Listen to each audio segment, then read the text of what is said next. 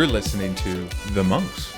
You're here with the Monks. I'm Heather. And I'm Josh. Thank you for tuning in. And guess what? We've been married for 20 years. 20 years. What is the 20-year anniversary? You know how they do like the... Yeah. Why are you asking? You didn't already get it for me? No, I'm asking Surrey. Can you get on that? Is it Surrey? Tom Cruise's daughter. What's the thing on our phone called? Siri? Surrey. Surrey's Tom Cruise's daughter. Yeah, okay. She's interning for us. It's China. It is. Mm-hmm. For the 20th wedding anniversary, the traditional gift is China. Do you know why? No. Symbolizing the delicate yet resilient nature of a long marriage, while the modern gift is platinum, of course, representing enduring strength with other themes, including the emerald gemstone and aster flower. I love that they were like, China wasn't good enough, getting some nice dishes. You know why? Because China, this is like us in a nutshell, like just as humans. We go, China gets passed down. Mm-hmm. I mean, we were ducking and dodging China all the time. I need to be very clear. Dishes. You get the country You're not catching China. me out. You're not catching me out of pocket. I mean dishware. We have the same dishes that we've had the whole time. Uh-huh. So, yeah, I guess China would be a good Well, gift. think about it. Like your mom has China. Mm-hmm. Mm-hmm. I think that my mom had some at one point. I don't know if she still does, but it's the type of thing that's like, it'll hang. Yeah. So they were like, all right, let's do something else, right? We don't need these gifts that keep like getting passed down. Yeah. A passed down gift ain't what we need anymore. Yeah. Just give me a plate of platinum. Just like a square chunk of platinum. What do you mean by what does platinum come in? You think, gold bars. Mm-hmm. I think silver bars are a thing. Mm-hmm. Platinum, I don't know. Bars? When we were in Give high me a platinum school, bar then. What do you want? A platinum bar. Okay, I'll get you a platinum bar. And then I'll bite it to see if it's real. And it'll be soft? Hard? I would assume hard. Okay. I thought that like precious metals were very like easy to squeeze or whatever. Like, am I wrong about this? I don't. First off, anybody you squeeze who them. bites like a gold coin that's hard. Yeah. I thought that was unless it's chocolate. I was going to say, when I was a kid, I thought that was just simply checking to make sure it wasn't a chocolate one. I didn't know there was anything else to it other than like, all right, it's not chocolate. Like I thought a lot of people had been like, remember that time we thought we had all that bounty? And really, it was just chocolate. I'm not going to be embarrassed again. That in a kid's cartoon, the bite of a thing, and again, me thinking it was just checking for chocolate, is a real detective in every movie going like, it's good. It's Coke. It's good. It's Coke, all right. Like, I'm always like, no, I figure they didn't go to all this trouble. It's probably Coke. Could be heroin. Also, all right, so this one's Coke. Mm-hmm. We got like a lot more to check. Yeah. I mean, if that's how we're doing the checking, it's like, well, you got that one. Mm-hmm. 90 more to go. Just keep. I don't think you'd be excited by that. By the time you do the third one, you're like, yeah. Just your dentist doing your cleaning. Like, I have a weird question. Did I rub 80 kilos of cocaine on my gums? You did, didn't you? I did. It has eviscerated your enamel. Mm-hmm. I hope you know that. Mm-hmm. That enamel's bad. I hope you're not drinking soda. But I thought for sure, just as like a background artist in life, I'd be seeing so many times, I'm like, I believe this to be an undercover cop. I don't want to blow, But just the way that they're like, me? Because they always had that look like, I go, you got to act like you like it. They always would be like, oh, God. Oh.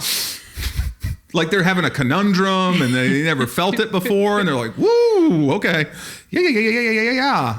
Yeah. Oh, it makes your teeth itchy. And they go, this guy ain't ever done this before. Why is he describing everything? Does it make your teeth itchy? I don't know. Never done it. Yeah. I wouldn't like that. What are you, a cop? What are you, a cop? No, I'd have to say. That's another one. I was like, that was one of the greatest like wives' tales that ever existed. Like, oh no, it's no problem. Just ask if they're a cop. I was like, even as a kid, you hear it and you go, well, why would that ever even be why wouldn't you start every criminal endeavor where you go, hey, good to see you. You're not a cop, are you? Oh, gotcha. Gotcha. Welcome to You're Not a Cop. Hey, you're not a cop, are you? That'd be the name of every bad guy bar. They're like, you're not a cop, are you? All right, you got to tell us.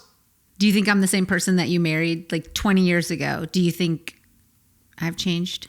Yes. Yes. Of course. All the things that I instantly was attracted to and loved, I have only grown to be more attractive to and love even more. Even for myself, I'm like, yeah, I'm this. I do try to feel like I've grown, you know what I mean, as a person. But I go, when you think about how you respond to stuff at your like core, you're always kind of like, yeah, I've been kind of doing a version of that since I can remember. Maybe you get better at the bad ones and, hopefully lean into the good ones. What about you? I mean, do you think that I am? That you're the same? The same, but yes, different? I think you're the same.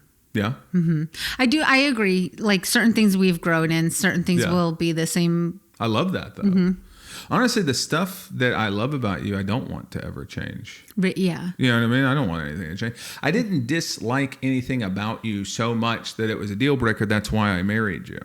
You know what I mean? So much. What are the things you did dislike about me? Oh my gosh. There's a million of them. No. Phrases, stuff like that. Well, I mean, like we're both, anytime you get with somebody, there's stuff that you go, yeah, I like that annoys me or whatever. You know what I mean? Like those things that, I guess what it is some people will see a thing that a person does and they go, oh, I got the ick. And I go, then that's not your person. Because your person, if you're with a person for 50 years, if you're lucky enough to have a person for 50 years, be your person, you're going to find that they have a multitude of icks. You know what I mean? And they will change. Like we all have been like, right? I mean, there's times where I annoy you, or I'm sure just just hearing me chew, you go, he needs his own place. Yes. He needs to go downstairs, get in the garage, open the door, get in the car, and just drive away from here. And I guess eat his food like that. Yes. Because it's too much. And then other days you don't even notice it. Like that's living, baby. But you make my days and my night, you make everything better. Oh, thank you. Yeah.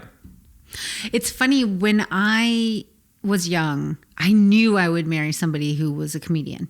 Really? Yeah.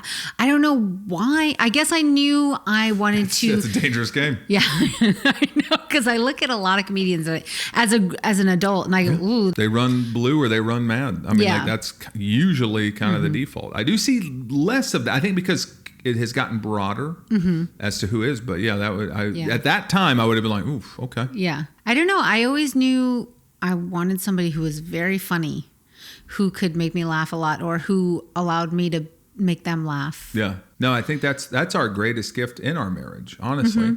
I think that if I were to try to pinpoint, because everybody's different, like whenever people ask those kind of questions, like, oh, what's the secret? I go, I think the secret's different for everybody. It is. You know what I mean? Yeah, it has to be. It is. I think there are some core things, like for us, Heather and Josh, I think one of the greatest pillars of our whole deal is being funny, laughing, enjoying comedy, making each other laugh and enjoying banter with each other. Yes. And we don't stay mad or sad too terribly long because one of us has to make a joke about something. Exactly. Yeah. We will pull the stick up. Yeah. Obviously, our core deal, like moral things in a line, that's huge. I don't know how you don't do that. I has to, right? That would be something. Sometimes I hear stuff and I go, that doesn't make, that's like going like, oh, you meet my wife, water, I'm oil, by the way. And I go, yeah, I mean, I guess opposites attract. No, opposite for sure. I always thought too, I go, I'm me and you're you. I mean, that's polar opposites right out of the gate. You think we're polar opposites? Yes. We don't look anything alike. Nobody's going to go, what are you, twins? Moral stuff. I go, I do think you got to be in alignment on that kind of stuff. I don't think there can be any gray to that. Yeah. For us, we love to make everything funny. We absolutely have both had people in our lives, though, tell us, like, what do you got to make everything a joke?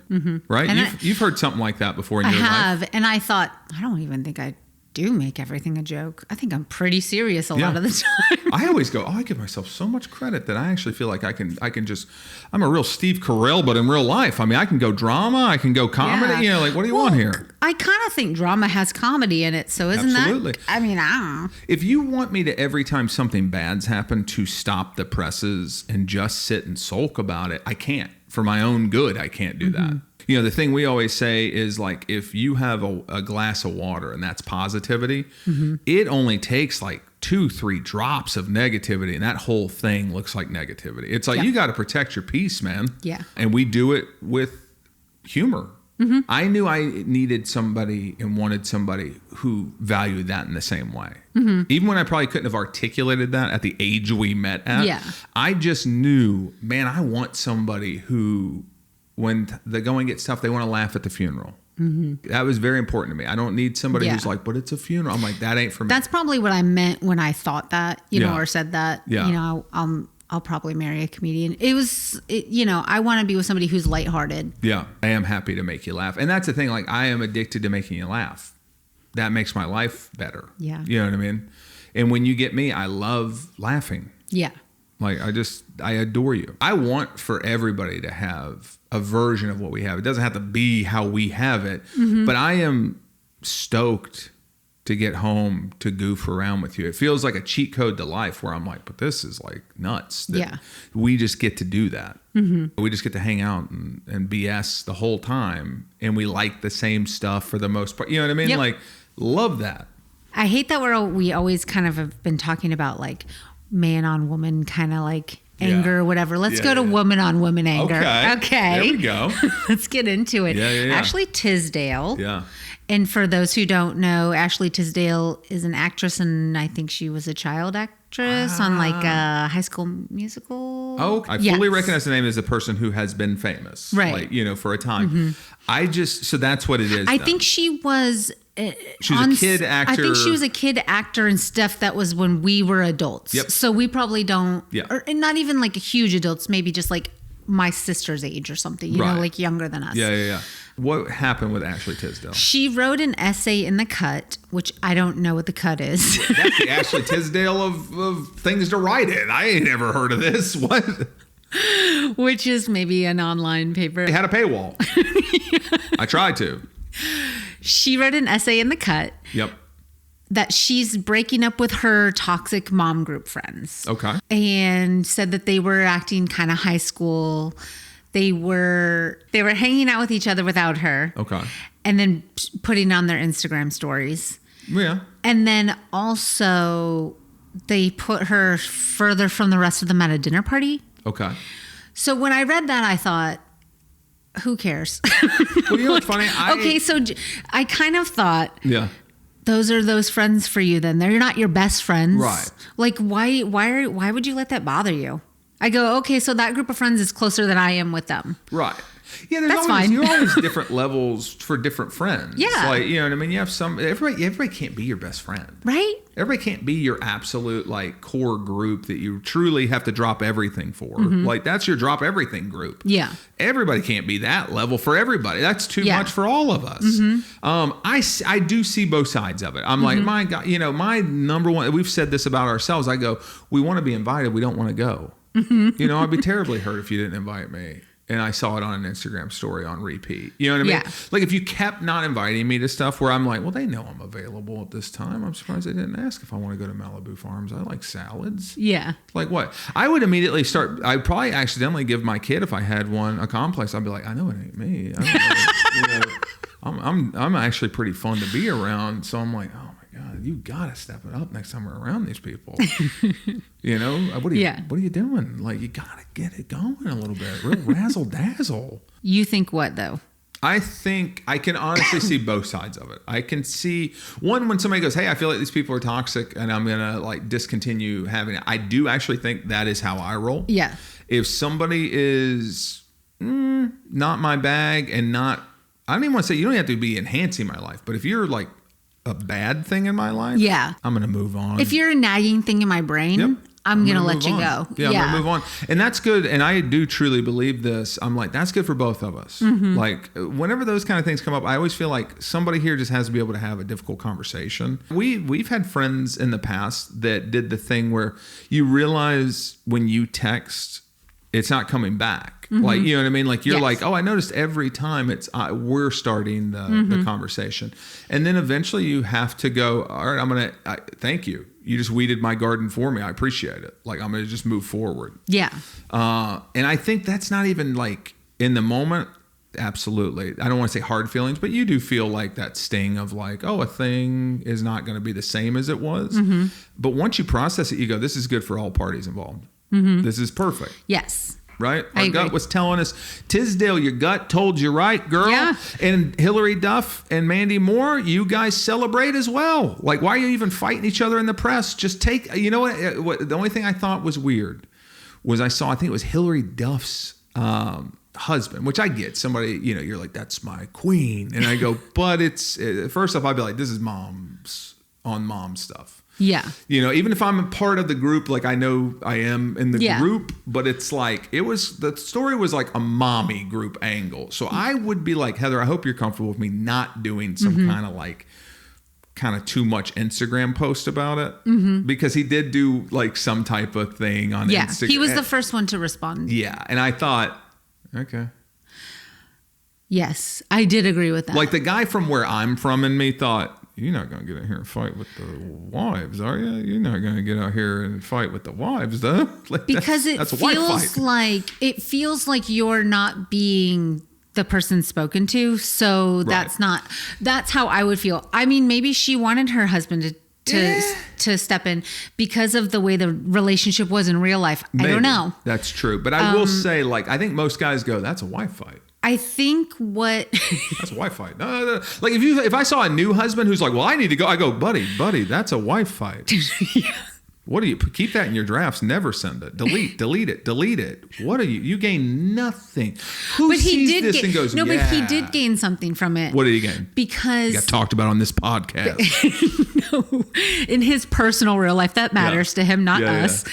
He got something good because Mandy Moore did a kind of a thank you, not a thank you post, but like a post saying that, they're very close with each other. And I thought, that's probably why they're hanging out without you, because Mandy Moore said in her post that she stayed with them when her house, and during the LA fires, they evacuated and stayed with them. And I go, you would be way closer to somebody who that's the core. That's what you're saying. Yeah. You have. So I think that maybe brought them closer in real life. Yeah. I think that might be nice. That could be nice. That could be nice. I would still go, send it to her in a text. What you just said to Instagram, say it to her in a text. That's still nice. Yeah. That would be my advice. We're just more private with our I think I wouldn't have had, but then again, I mean, at the same time, I was just like, honestly, I was like, why is he? I think you and I are more direct. Yes. We prefer people who are more direct in our lives. I'm so direct that, in fact, I can read the subtleness of, you did a whole article about it, and I'd still go, I'm going to send you a text and go, hey, I think this article was completely out of bounds. Like, you know what I would have said? I would have never posted an Instagram thing, but I absolutely would have shot a text to her and be like, hey, I feel like this is a pretty low character thing. Now, maybe it's taken out of context. Maybe there was a larger story, but it feels like a story that you sat down for just to kind of take a dig at us. I didn't think we had that type of relationship, but certainly would have loved an opportunity to get together, put you at the end of the table and chat about it. Zing! Yeah. So you're saying just talk to me in person, which I agree as well. But that, but I don't live in that world. Like, if I would be baffled if I opened a magazine and a friend of mine had aired out a grievance with me. What about a mom group acquaintance? Maybe, how close is a mom group? Are they best friends? Or are they just like, we get together and let our babies play together? I don't know. Right. I'm not a mom. Well, I think that mom groups would go, look, sometimes they're as thick as thieves. And sometimes it's like, it's just like, you got a runny nosed kid running around. We all get here. I think too, I know how, I may not have a kid, but I know how tables are designed. It's like, somebody got to sit at the end of this thing. It's like, and like you said, every group can't be your core group. It's like, core group sits there. I mean, Mandy Moore knows better than anybody with all that, like, the big three or whatever, she's all about that. She's like, get in here, huddle up, big four or whatever. She's still in that mindset. You got to remember that too. She's bringing that into the equation. She's bringing this is us. Yeah, she's this and us in this thing. She don't mean to be like that. Yeah. Mandy Moore, I only see Mandy Moore now as a 60, 70-year-old woman. I can't even see her as a normal age person. That's all I want to see. If she doesn't have liver spots on her hands, I'd sit at the end of the table to avoid her. I don't want to see that. Regular Mandy Moore, yuck. I only want old lady Mandy Moore. That's all I want. Yeah, me too. She had such good advice. Oh, she had great. Yeah. I really was like, man, this lady is acting her tail off in this thing. I love it. She's a good actress. And I'm also partial to Mandy Moore, to liking her the best. Yeah. I saw her twice in real life. So, of course I'm going to be more of a fan of Mandy Moore than true. any. I'm going to go, yeah, take her side. Yeah. Because I saw her in person twice. And she was kind. It seemed well, like. she just walked by. Yeah. But, you know, like. Well, was she better than us? I've never seen Hillary Duff in person. So. No, that's true. I thought you were going to say you're a bigger Mandy Moore person because of A Walk to Remember. No, that was too sad for me. That was one of the first so dead sad. teen movies I can think of. Yeah. Where I go, oh, well, these teens are dying. Mm-hmm. Like everybody thought The Fault in Their Stars was like new material. I was like, buddy, we already had A Walk to Remember. We already were told not to fall in love. Yeah. We already loved Mandy Moore. All right. She's like Candy. Mm-hmm. That's her, right? Mm-hmm. And then she's dead. Yeah. Spoiler, sorry. People were like, I was just about to watch it. Never mind. Ain't A Fault in Our Stars sounds like somebody dies. He didn't say spoiler. I go, you got to watch trailers, though. You got to be able to take something out of a trailer, though, right? I mean, like, it's pretty clear. And then, lastly, Meghan Trainor has kind of responded, I guess, because she was also in the group. Oh. And people are... Whose side did she seem to take? She took... The more famous ones. Funny how that works. I think Hillary Duff and Mandy Moore made strong points. Ashley Tisdale, was it? She's more of an end of the tabler, if I remember correctly.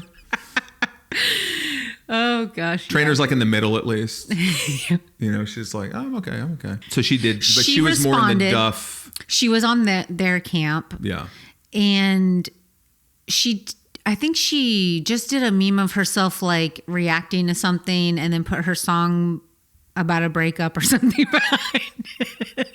And then people were saying, some people liked it. Yeah. Some people were like, haha, that's funny. Yeah. Which I did kind of think, that's funny. That is what you do with your friends. We have stickers in our phone that we send to our friends whenever something happens that are just like our expressions.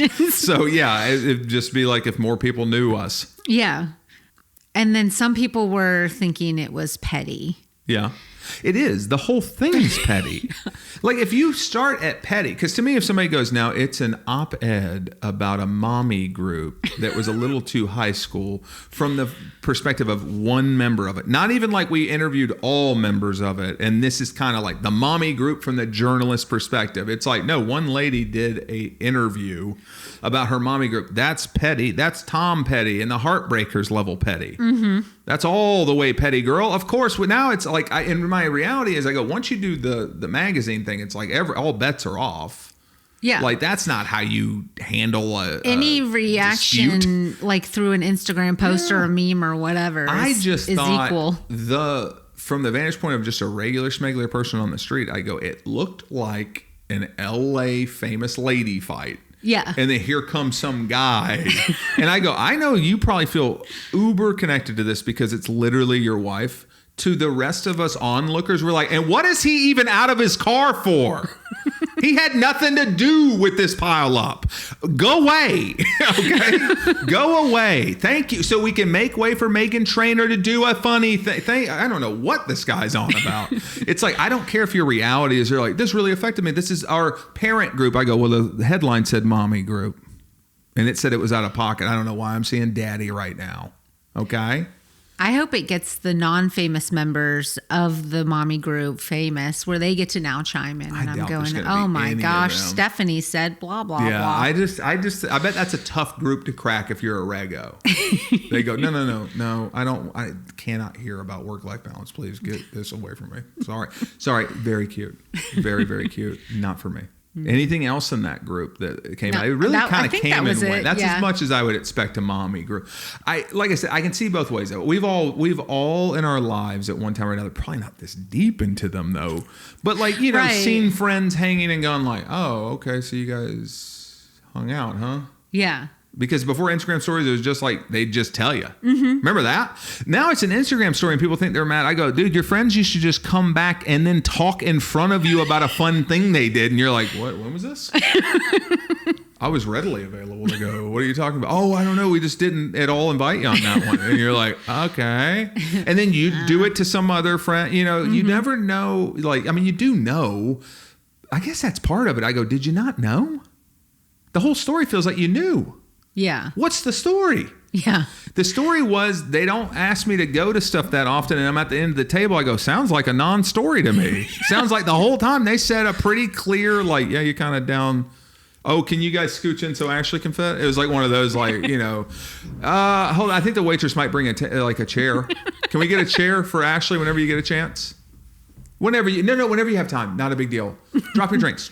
She's fine. She'll stand there. It wasn't like you weren't in the mix. Yeah. You're way out on the fringe. I just picture one of those incredibly long, like there's ample places to put. I kept thinking, well, if you're having a dinner party at my house, you're right next to us because we only have 4 seats. 4 seats. So this must be a fancy table. Yeah. Well, it is. Right away, I was like, yeah, dude, they probably have upwards of 12 people at this table.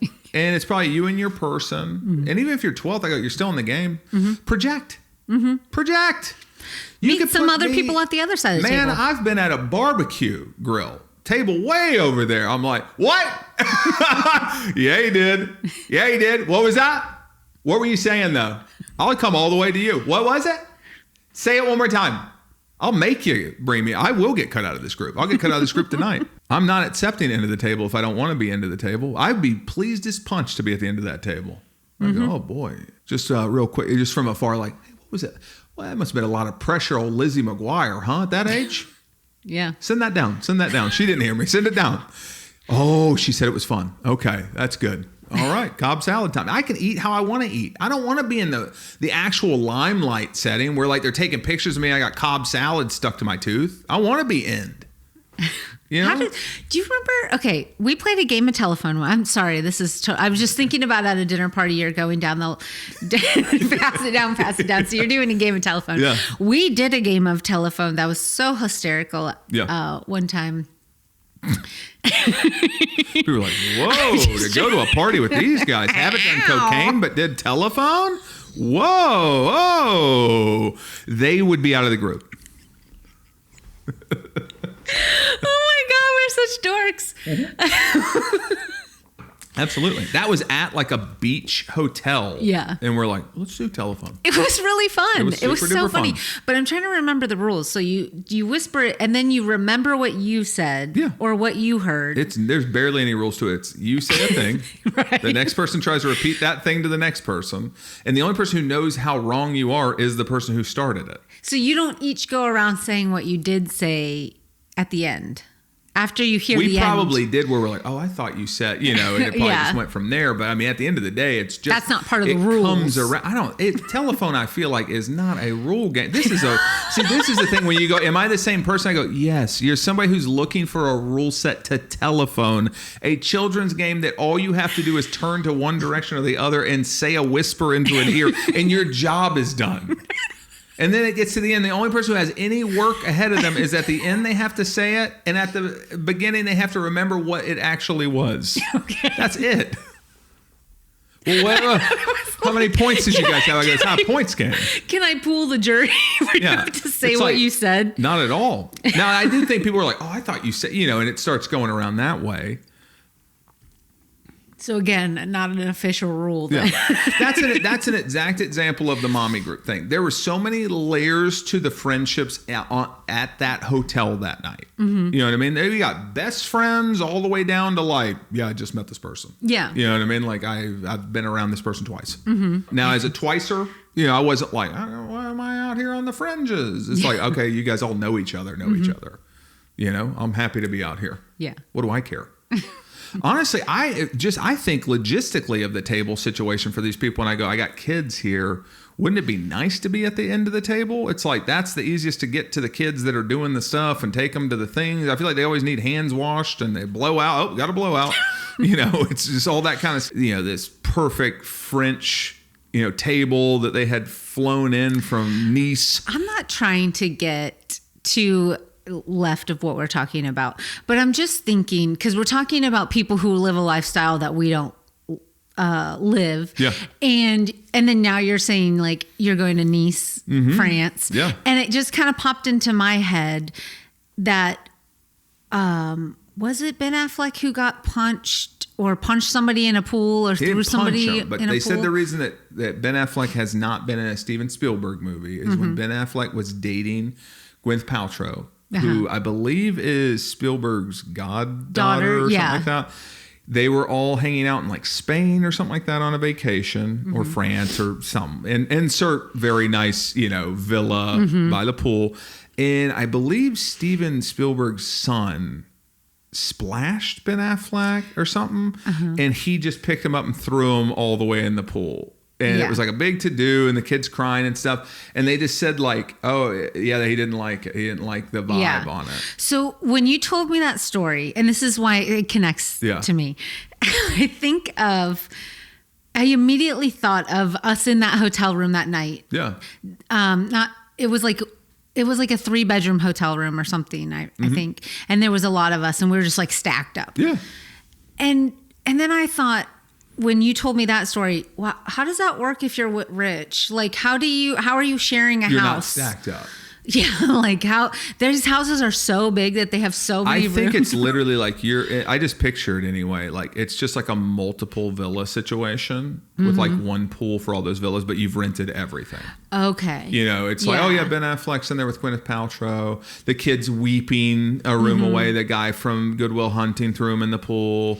And I go, well, I see both sides. See, sometimes I go, my brain works quick, and I go, I see both sides of it. Yeah. I see a Spielberg going with his gut and going like, man, it was a kid who splashed it. That was a bit of an overreaction. It's quite an overreaction. And, you are around his family. And I think a lot of times, Ty kind of goes to the runner, and you just go like, maybe you don't body him into the pool. It's your girlfriend's family's villa that's in Spain that they just invited you to. Absolutely. But I also remember a story where one time my sister was dating this guy, Eric. And I had a smart mouth for a kid. I was probably like 11 or 12, and I'm chirping at him, making fun of him about something. And he kicked me in my chest into my dresser. And she would have put him in a movie, no problem. She would have absolutely put him in a movie.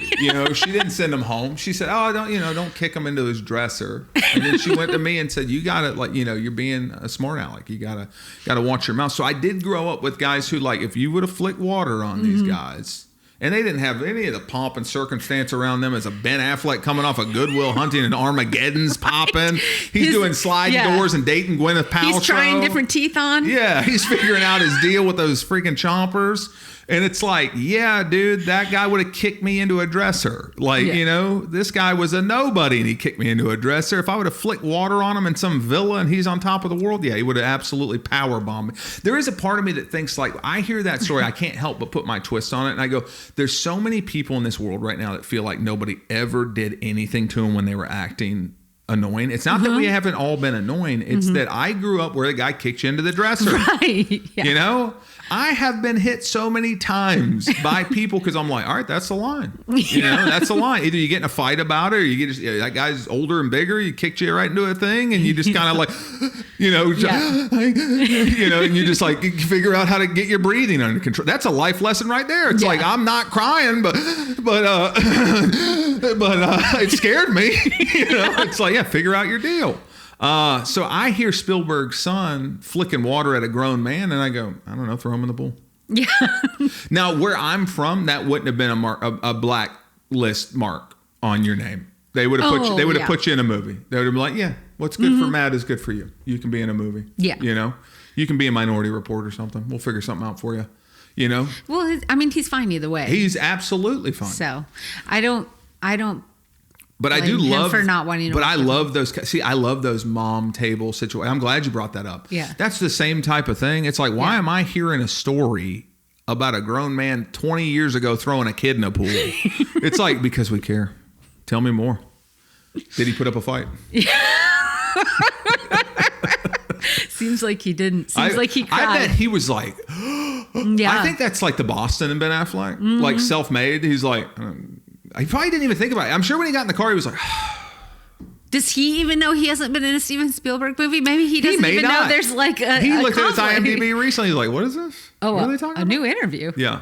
I saw a thing with Ben Affleck, and he was talking about him and Matt Damon. And it's like, you can't get a more of a one-to-one. They came up exactly the same way, same time, same deal, And he was like, yeah, I went for box office, like, you know, what I thought was going to be like appealing to the marketplace, you know, like the Armageddons and stuff. And I was happy with that.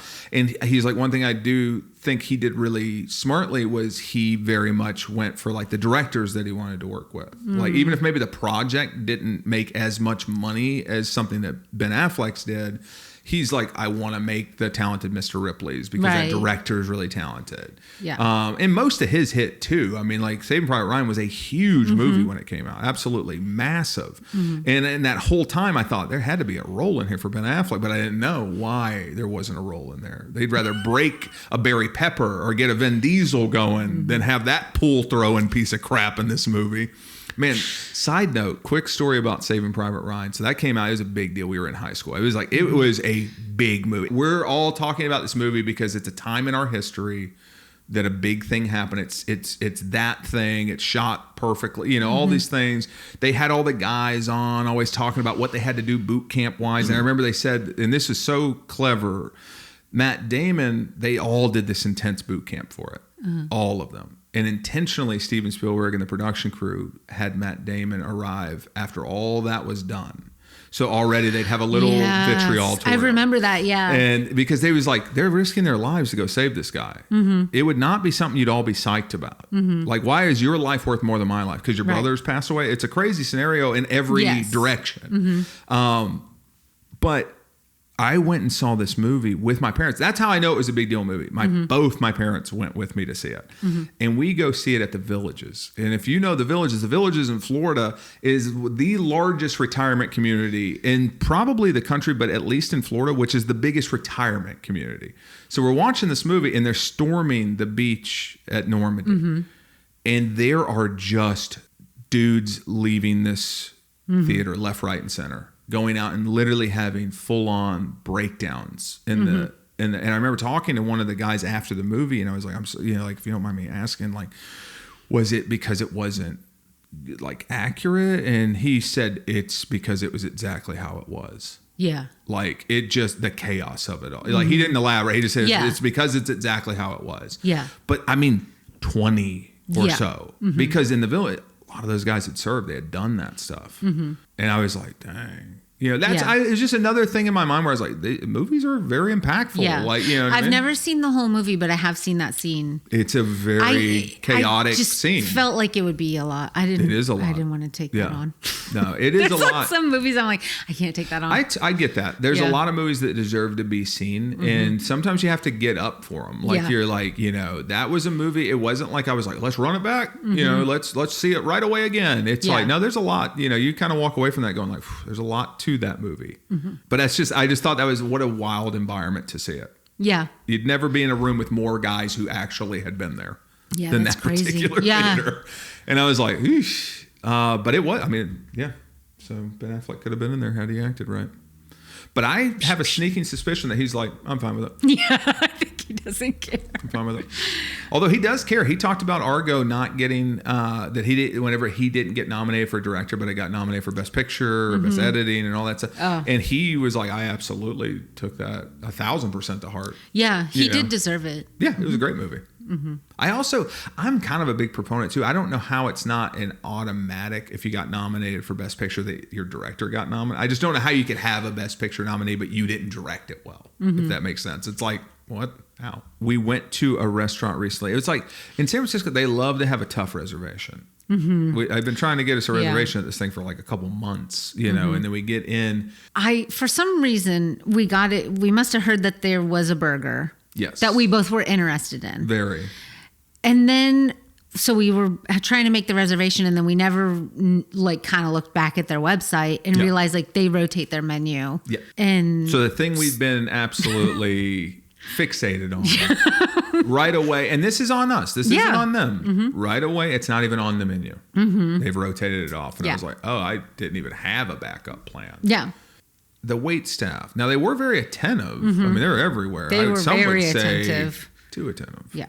Like, it's still the same amount of water as last time. Yeah. I don't, and if one person leaves to go to the bathroom or something, I don't know that I need, you folding napkins. Right? Well, I don't, as a person still sitting there going, with this person not looking at you, just folding this napkin, standing in front of you. I'm like, okay. It's a little weird. Now, and this may be the country mice in us that we just go, I don't know how to handle it. I do think we are not as comfortable living in a environment where you're existing but not interacting. I don't like it. I don't like that as much. I will never be, and I actually don't want to be. Yeah. I can't have somebody come in my house to do work and I just act like they're not a person in my house doing work. I can't do it. I go too far the other way. I don't think they need me to hand them stuff. I don't think they want my input. I'm like, I got you. But like, you know what I mean? I too much. Like, you sure you don't want water? You want a water or something? Okay. If you want a water or something like that, just know that you can just grab one. You can absolutely just grab one. Or if you don't want to grab one, let me know. I'll come and get it. That's probably too much. Yeah, it is definitely too much. It's too much. Yes. But I also don't need you to fold the napkin. I need a happy medium between those two things. They kept commenting when they'd come to change out. Like, oh, the appets are gone. Yeah, I thought every time they commented how fast we ate, I thought I put my fork down several times. This is probably the slowest I've ever eaten. To your point, you said that night, you go, you make a big old thing during, it was one of those things where like, hey, are you familiar with the menu? It's like, I can read, And here's the thing, they always ask that, and then without fail, something comes with something on it that wasn't on the menu. I go, feel free to mention those things if you're going to sit here and do the thing. Feel free to mention fennel. Yeah, we don't like this stuff. We don't like the stuff, but you're going to do all this like rigmarole about like menus and have you ever dined with us before? Something that's going to be weird here is you're going to use these to completely mush the food. They're Julie. They're just explaining. Maybe Julie was just that. She came from fine dining. Because honestly, on fine dining, it's like totally makes sense. But when she did it at a diner, I'm like, yeah, dude, like I got it. But you don't explain the few things that aren't listed. So now we got fennel on stuff. And then he made such a big thing. And he was a great waiter. Fantastic waiter. Yeah. But he's like, we do family style and shared plate type thing. And I was like, oh, okay, cool. And then don't say that and then bring out 4 shrimp. I've seen an alley cat eat more than 4 shrimp. Yeah. He said a lot of stuff behind you underneath the speakers. And I'm like, I don't know. I'm just like, Yeah. Oh, fantastic. That's the other thing about this place. I thought it had one hamburger option that was supposed to be really good. Yeah. And it was just a listening bar. Yeah. It was more a restaurant that did play music. Yeah. And the music was jungle sounds. It went kind of all over the place, but that's probably a hit or miss as far as like what they're playing and what your vibe is and everything. But I'd rather have it than not. So I will take that. Yeah. The dessert comes and it's carrot cake. Yeah. Yeah, it was good. Yeah, we ate it. Yeah. 2 comments that were made during carrot cake. First one I didn't like. They bring over the carrot cake. We're splitting it. First off, we're splitting it, right? We're splitting it. We're not each eating a carrot cake. Yeah. We're splitting it. It goes, 3 tiers. Normally it's only 2. I go, well, I didn't do anything. What's the accusation? What do you think? I went back there and I had him put another tier on it? What are you saying right now? I had nothing to do with it, dude. So it doesn't make me more of a fatty that it's 3 tiered. I didn't call ahead. You think I called ahead and said, make sure you make them 3 tier tonight? You really think I did that? Come on. Why are you mentioning it? I thought the same I'm supposed to take a tier to go? Is that the implication? So the carrot cake comes. It's a round carrot cake like this round. Yeah. But the whole plate is just like toasted, shaved coconut. I mean like thick layer of it. Lots like of a lot it. of it. Lots of it. And I ate one and I thought, I bet this is what it would feel like to eat a toenail. Yeah. Like it's just kind of that. I didn't dislike it. I didn't have that thought, but when you said it, I was like, that's not off base. Yeah. So I cut it in half. There's all these coconut shavings left. I left a whole glob of icing. Mm-hmm. And this guy comes over and goes, really destroyed that, didn't you? And I thought, I don't like the phrasing. I'm taking offense to the phrasing. Yeah. I don't know many people who, unless I'm like Kobayashi or Johnny Chestnut doing the hot dog challenge, it's like, no, I don't think I did destroy it. If I've got lock hands, what are those things? From eating peppers or whatever. The spicy peppers, then fine, go, you destroyed it. Yeah. But if I ate half if I a carrot split cake a thing and I had leave globs of icing on my plate, nothing to do with the fact that it's 3 tier when it normally is 2 tier. It's outside of our bound. We didn't do nothing. Okay, we had no say in that part. That pastry chef, not my grandma. Yeah, all right. She didn't make it. I didn't say, hey, can you make it extra? I ordered the thing, but I didn't like specify anything. But yeah, destroyed. I think there's a lot of people who might go, all right. Pipe down. Take it down a notch. I always say, work on your banter a little bit as servers. Some people are so good at it. So now, I think the ones that are good at it are actually just like talking to you a bit, just kind of talking to you as a human being. And the ones that I go, it's too much patter. It's like an old lounge singer or something. They're like, whoa, you didn't like that, huh? Oh, lick the plate, huh? I go, nobody licked the plate, dude. You saw me use a piece of toast. People can hear you. Now somebody 3 tables away is like, oh, I heard they ordered bigger cake and they lick plates. And I go, we didn't do anything, okay? You bring over 3 tiers, I'm eating 3 tiers. You bring over 2, I would eat 2 just the same. Honestly, because I had some of yours as well, I had way too much cake. I was very sick to my stomach. Very sick. I prefer the 2-layered. Yeah. That's why I needed the 2-layer. I didn't pull that. I ate all of her candied walnuts. I had a lot of that cake. When he said you destroyed it, I felt personally attacked because I had eaten so much of the cake. Because you had 4 layers. I had so many layers. You're telling me it's normally 2. I had basically 4 in all the candied walnuts. And I am eating the toenails. I don't care. They got a little bit of caramel sauce on them. So yeah, don't come over here. Maybe he just saw how I was getting down and he goes, you really destroyed that. That's not how that's supposed to be presented at all. It's normally 2 tiers, but now it's getting away from you. Because I did kind of put mine on my plate and it just toppled over and I was like, obviously I'm going to destroy this. It doesn't matter to me how it goes. But I don't need him to say it. I can say it. Yeah. You can't say it. Yeah, I can say it. I can say it. Yeah. You cannot say it. I don't want to hear my wait staff comment on how I'm eating. Sorry. Speed or any other way. Yep. None. Yeah. They'll just always be like, oh, you're so fast. I go, what are you supposed to do? You're welcome. You can turn this table quick. Yeah. Sorry, I'm helping your bottom line. Yeah. I don't know. I'm like, look, I've never lived in Spain. I have a feeling in Spain, I'm going to be like, oh my God. We're going to lose our minds. Is that how you guys are so in good shape? Is my body supposed to, in real time, it's going to regulate my blood sugar, digest it, use all that for conversation and fun, and then you'll bring me another thing? Like you just know when I actually need it? I know. They don't want you to drink your coffee while you're doing stuff. And I go, but then I'll waste all that time drinking coffee and I won't have seen any stuff yet. Here's a move I got to do them simultaneously. They're going to hate me. And they're right. They are right. I just don't know how to change it because today even I'm at work and I get not even a lunch. I just get a moment to myself for a second. And what am I doing? I'm just setting my phone up and I'm just shoveling because I got to keep eyes on this and I got to shovel this, blah, blah, blah, blah, blah. There's not even a moment for myself to be a human being. I didn't even get up. I was just like, quickly. How do you change that? I don't know.